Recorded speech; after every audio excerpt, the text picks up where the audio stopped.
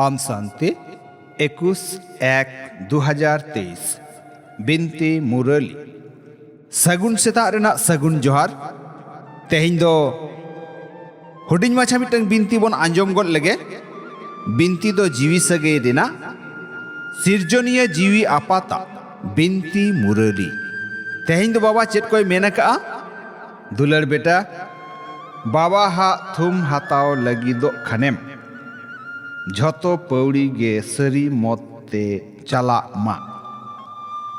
चाल चलन अडी नापाय दोहय में दुलर बेटा बाबा हा थुम हाताव लगी दो खनेम झतो पौड़ी गे सरी मते चला मा चाल चलन अडी नापाय दोहय में कुकली शिव बाबा हा हृदय रे अकोय देज दाड़िया शिव बाबा हा हृदय रे अकोय देज दाड़िया तेला जहाया गारंटी लिटे बाबाय हतावा जे नुई गिदर दो सेवा दिहरी कनाय नुई दो झतोगे सुख ए एमाकुआ मनेते रोड़ते कमी तलाते अकोय हो दुख बांग ए एमाकुआ नौका जोखे लिटे बाबाय लिया उनीगे शिव बाबा हा हृदय रे देज दाड़िया आय नौका जोखे लिटे बाबाय लिया उनगे शिव बाबा हा हृदय रे देज दाड़िया आय दोसार कुकली नुआ अक्तरे आपे जीवी को जुत्रवान बाबा साव ओकाटा पे सेबाय आ नुआ अक्तरे आपे जीवी को बाबा साव ओकाटा पे सेबाय आ तेला सुमुंग जेगेत रेना दो बांग मोड़े गोटांग जाय जिनिस कहो शुद्धो बेनाव रेना सेबा आपे जीवी जुत्रव को पे कोरावा ओनाते आपे कनापे सारचा सारचा सावता सुसरिय सेरेंज मेना हताव जोंग पे थुम आयो बाबा तकीना हताव जोंग पे थुम आयो बाबा तकीना अब शांति अच्छा मीठ मीठ आतलेन को न्याम रुअर गिदर कोठेन बाबा दादा तकीना उइहर दुलर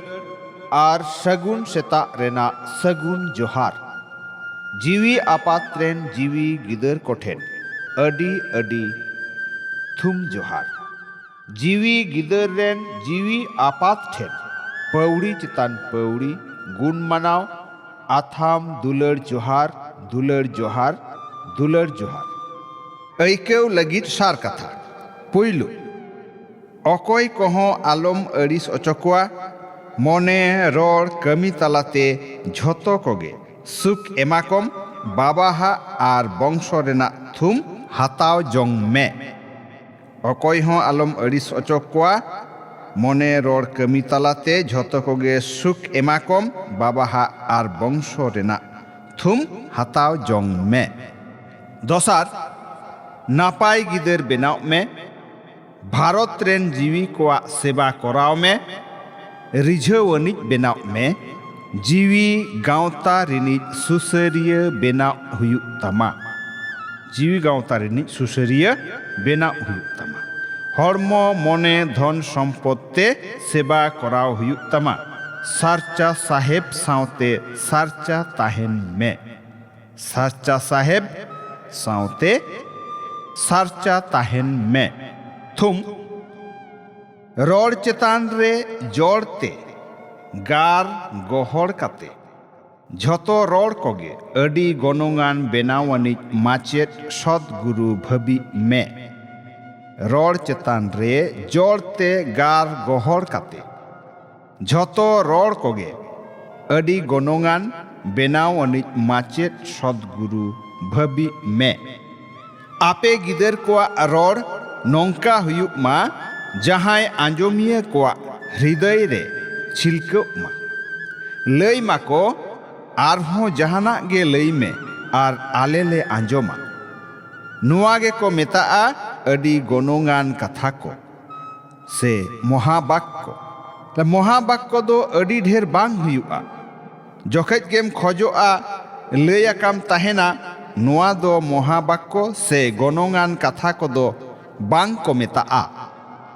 ऑक्तो जनी यथार्थ ठाव रे रोड़ गे सता रोड़ गे महाबाक्य से गनंगान कथा को कना आपे दो सदगुरु रेन गिदर माचेत सदगुरु कनापे ओनाते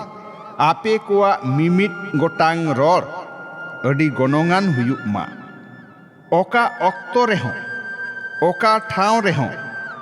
जहां रोड़ लक्ति मिनाआ जुक्ति मिनाआ निजेरा आर एटागा जीवी कोआ हों लाभ मिनाआ से लाभ हुयुआ ओना रोड़ गे रोड़ पे आर रोड़ चेतान रे जोड़ते गार एमा पे ताले खान बेसते अड़ी चरक बुझो ᱧᱟᱢᱚᱜᱼᱟ